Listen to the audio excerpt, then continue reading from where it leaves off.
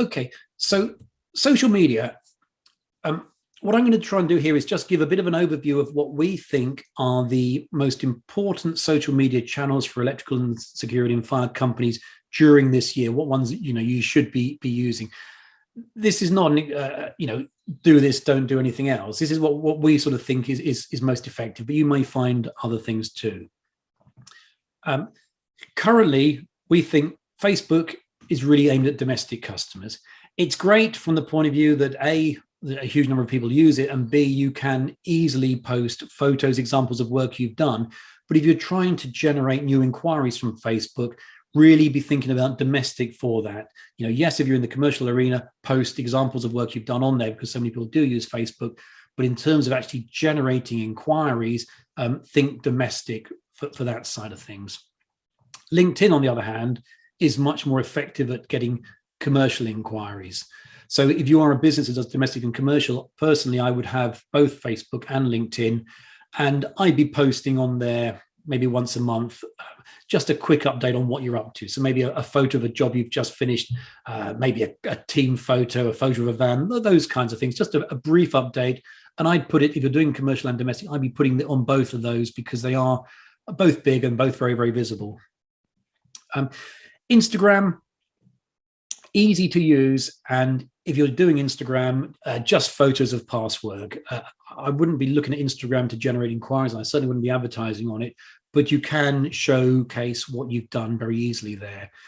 YouTube, we use YouTube ourselves, and it's good, and videos are fantastic, but you have to think about how you're going to use it. And my view with YouTube for our sectors is you can record videos of work you've done and use them in case studies. So record a 2-minute video of an interesting job you've worked on.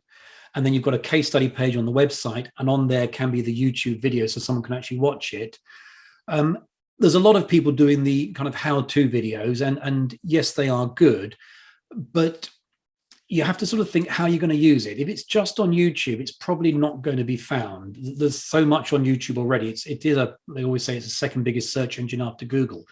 But if you've got a video on how to change a fuse box, for example, it's probably going to get lost amongst all the other ones there. So probably not a very useful way of using it. However, if you were to record videos of what you're doing, so for example, let's say you're working on some CCTV cameras, no reason at all why you shouldn't do a quick video on your phone, talking into your camera, showing the installation job, a film of it, a couple of minutes in length, and it just gives a bit more background about who you are as a company. People can see you, and they can see the sort of the quality of work you're doing, etc. And that little video can then go on the website. It's on YouTube. It's sort of streamed through the website, so it won't slow anything down, and someone can just watch it. And in 2 minutes, they've got a warm, fuzzy feeling about you. There's Twitter, there's TikTok. My view on those is, if you're currently posting on them and using them and they're working, keep on doing it. But I don't think there's really a need to put too much effort in those. If I was to focus on anything, I would focus Facebook domestic, LinkedIn commercial, and then personally, I'd be taking a few videos now and again of yourself and your work, and trying to sort of add the human element to it, and then using those on the website, and probably also putting them on social media channels as well. So just to sort of show it a bit more detail, I'm sure most people know what Facebook is and how it works to a degree. This is not a company that we work with, but I think they're doing a fairly good job here. So in terms of what you want on Facebook, up the top of the page above here, you need to have a good banner image that sort of sums up the business. The ideal one being all the vans, all your electricians, your engineers, or whatever, in a row. That sort of photo that says in a couple of seconds who you are as a company. You need to have your logo. My view on with logos is it's got to be easy. So we look at this one here, you can't really read it. It's presumably it's this whole logo here squashed into that space. I would just have taken that little shield symbol there and put it there so it can be easily seen. Text about the company is needed, contact details, website, phone number, email address. And then in terms of what you post, personally, my view is photo of a good job you've worked on, couple of lines of text. You take on a new employee, bit of information about that person. Now and again, a bit of information about the company, a photo of the office, a photo of the vans, those sorts of things. And just posting maybe once a month, with a quick update on what you're doing. LinkedIn, very much the same. So a banner image at the top here, logo. So there's the logo, and it appears on all posts. Text about the company down here.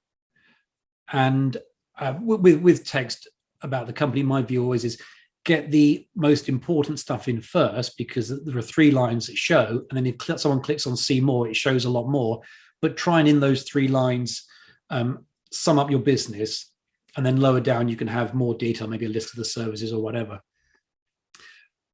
It's also really important with LinkedIn to have a personal profile, because you'll find a lot of people search for you by name rather than the company. And if you've got a personal profile that looks very good and professional, it sort of validates everything else. It just puts them at ease that you are a business that knows what you're doing. You are, as an individual, an expert in your trade. So make sure your personal profile has a photo, has a banner image, maybe the same as the company one.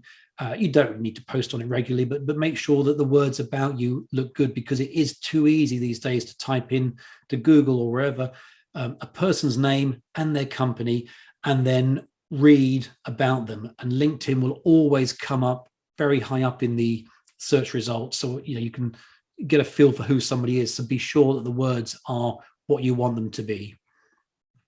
And lastly, I was going to just say, post occasionally.